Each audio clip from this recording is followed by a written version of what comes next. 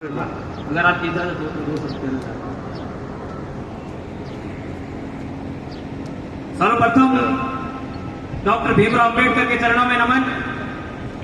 मैं नमन करना चाहूंगा रामदेवरा निवासी गिरधारी राम भील को, जिन्होंने सामंतवाद के खिलाफ लड़ते हुए अपने प्राणों की आहुति दी।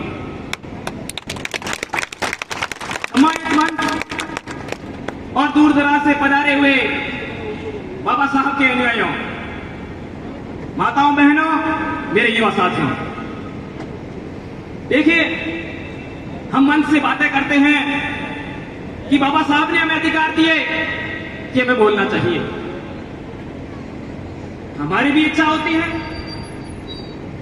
कि अन्य कार्यक्रम पर तो नहीं, लेकिन कम से कम हमारे बाबा का कार्यक्रम होगा, उस पर तो हम जैसे युवाओं को मौका मिलेगा कम से कम बोले।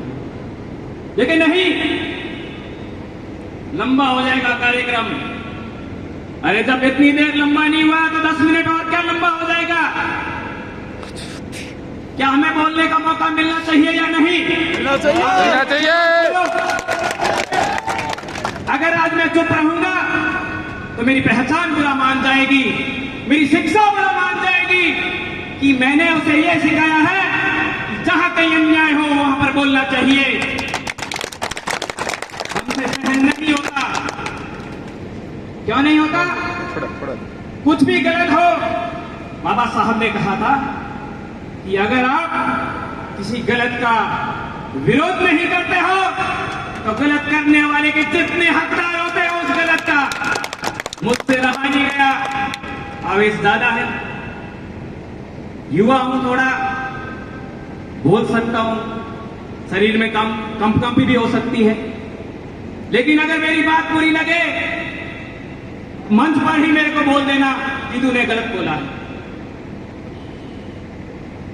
अभी जो बहन अंजना जी ने बोला कि हमारा काम मात्र सत्ता को इधर करना, सत्ता को इधर करना, या फिर महज ईवीएम पे जाके बटन दबाना और तालियां बजाना, वो जीत गया, ये जीत गया, या फिर सिर्फ और सिर्फ मन में ये कोरा विश्वास लेके बैठना।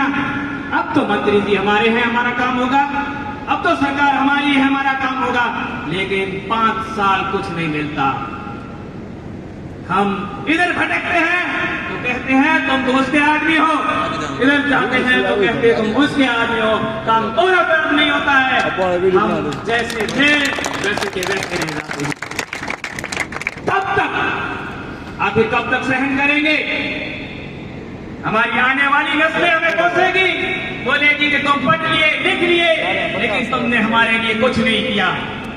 मैं मेरा नाम उन लोगों में नहीं लिखाना चाहता जिन्होंने कुछ नहीं किया, चाहे मेरे प्रयास से कुछ नहीं हो, लेकिन मेरा काम गलत के खिलाफ आवाज उठाना है, और जब तक ये सांसें चलेगी तब तक मैं गलत के खिलाफ बोलता रहूंगा। गिरधारी लाल भील के हत्याकांड की बात करना चाहूंगा। प्रशासन भी था वहां पे, मंत्री जी ने अपने छोटे भाई साहब को भी भेजा था कि आपकी सभी मांगे मानी जाएगी, लेकिन क्या मिला? कुछ नहीं। उसका परिवार दर दर की ठोकरें खा रहा है। प्रशासन ने लिखित में दिया था पहली बार, उन्होंने बोला कि हम पहली बार ऐसा काम कर रहे हैं। क्या कर रहे हो? कि हम लिख के दे रहे हैं आपको, हमारे सिग्नेचर है साथ में, लेकिन वो कागज हम बेबस परिवार की फाइलों में सिमट कर रह गया, धरातल पर नहीं उतरा। आज मैं मंच के माध्यम से ये कहना चाहता हूं कि गिरधारी राम भील का परिवार अकेला नहीं है, हम सब साथ में हैं। अगर हाथ साथ में हो तो हाथ खड़े करके हमें आश्वासन दीजिए, अगर नहीं हो तो फिर ये कह दो कि हम उन प्यारे लोगों के साथ में। मेरी बातें बहुत से लोगों को बुरी भी लग सकती है, लेकिन फर्क नहीं पड़ता। अगर सच्चाई किसी को बुरी लगे तो लगने दो, क्या फर्क पड़ेगा?